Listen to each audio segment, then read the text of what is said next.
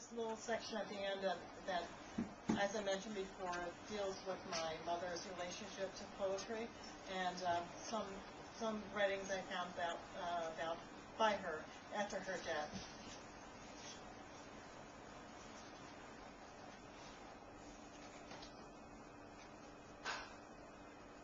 One day, visiting my father, I picked up a book of poetry I'd given my mother years ago.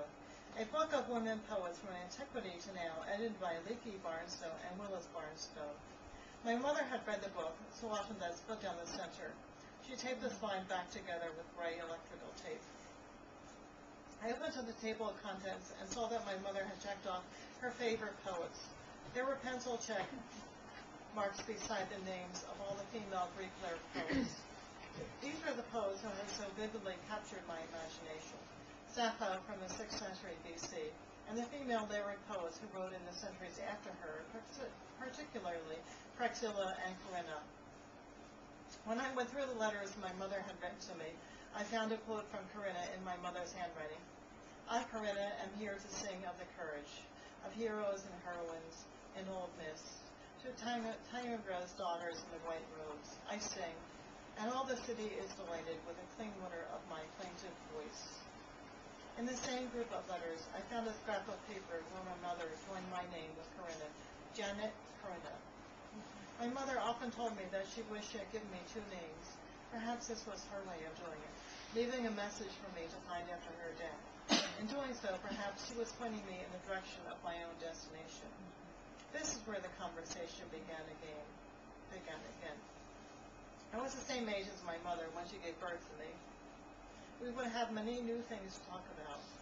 We could begin with Sappho, had a mother and a daughter, both named Cleis.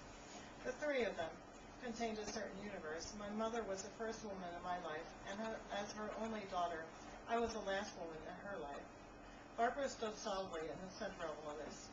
She had stood next to me when I scattered my mother's ashes with my father in a small circle of friends. Years later, I would be by her side when her mother was buried. In between her mother's deaths, we had the same twists and turns in the road that most people in long-term relationships encounter. But through it all, there was no denying that each of us was in love with each other's life. We encircled eternity.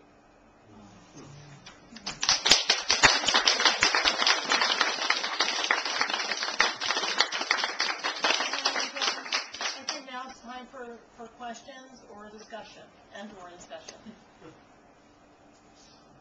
Well, one thing, it's so very true and vivid, and yet at the same time, I see what, the idea of the creative part is the fact that you see the details with a poet's eye. I mean, the way you describe the details, and the details that you pick up. There's no accident in the details you pick up.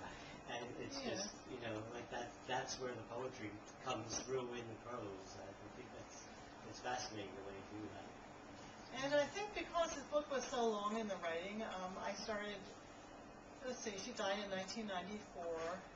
I wrote for 5 years, and I had a New York agent. She was shopping around. It was right after 9/11, and she couldn't sell it.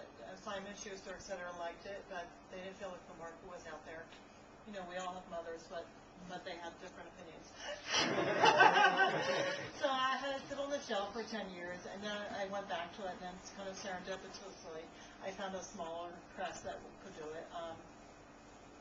But as I read it now, and I read those details, I think to myself, thank God I wrote it when I did, because there's no way you can remember